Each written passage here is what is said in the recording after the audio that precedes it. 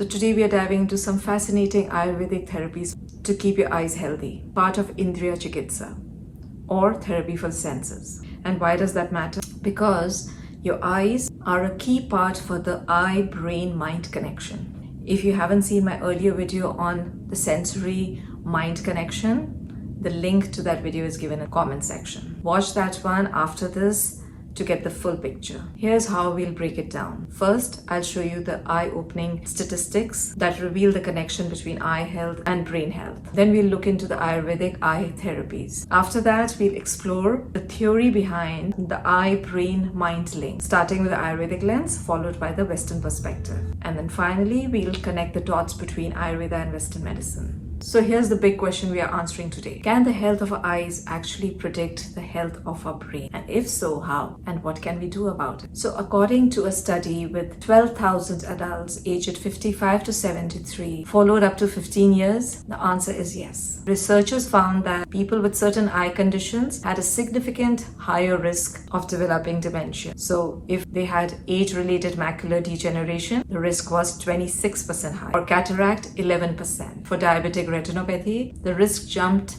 a staggering 61%. Interestingly, glaucoma, which many assume would be linked, showed no increase in dementia risk. But for others, the connection was undeniable. So here's the take. Healthy eyes often mean a healthier brain. Protecting your eyes from oxidative damage, dryness, and inflammation may help preserve not only your vision, but also your memory and mental sharpness. Now that we have seen just how closely eye health and brain health are connected, let's talk about what you can actually do starting today. That's why Ayurvedic physicians wove eye care into daily and seasonal routines. Long before screen time was ever a concern, they call these methods rasakriyas. A group of therapies designed to nourish, cleanse, and rejuvenate eyes can play a huge role in preventing these problems before they start, to protect both. Here are some simple daily Ayurvedic eye care rituals you can weave into your daily routine. Rinsing your eyes each morning with cold water to refresh and cleanse. Trifla ghee-based anjana, that is medicated cold, to nourish the eyes and to keep the tear film healthy. Adding cooling foods like coriander, amla to your diet to balance the excess heat and support the eye health. Daily or weekly therapy for a screen time heavy lifestyle, which these days most of us have. The amount of time that we all spend on screens these days, our eyes are dealing with more dryness, redness, and strain than ever before. Prakshalan or eye wash. That's the first line of Ayurvedic treatment for acute eye discomfort, burning, and redness. It will instantly hydrate, cleanse, and cool the eyes. At home, you can use sterilized eye cups with diluted rose water for soothing relief. In clinics, practitioners usually use herbal decoctions. Then there are these seasonal Ayurvedic therapies, which can only be done by an Ayurvedic practitioner. One, Netra Tarpana, which will rejuvenate your eyes. This therapy is especially beneficial for dry eyes and for strain caused by prolonged reading, driving, or screen use. So in this, a dam is built with dough around the eyes, and it's filled with warm herbal ghee. And this ghee is retained for several minutes, up to 20 minutes, bathing and deeply nourishing the eyes. There's always a pre and post treatment in Netra Tarpana. After the procedure, Bidalaka can be done to relieve the tiredness, fatigue of the eyes after the Tarpana. And or dhumapana is given, that is herbal smoking, to remove any excess kapha that could be built due to the Netra Tarpana. Pre-Netra Tarpana therapies, Netra Seka could be done. Second, Bidalaka. So this is to soothe inflammation, reduce swelling, and calm the tired eyes after strain. A herbal paste, cooling herbs, is applied over closed eyelids to calm the inflammation, reduce the puffiness, and ease tired eyes. Third, Anjana. These are medicated collyrium. Anjana is used to maintain healthy tear flow, clear debris, guards against infection. So different type of Anjana are used depending on which dosha is aggravated.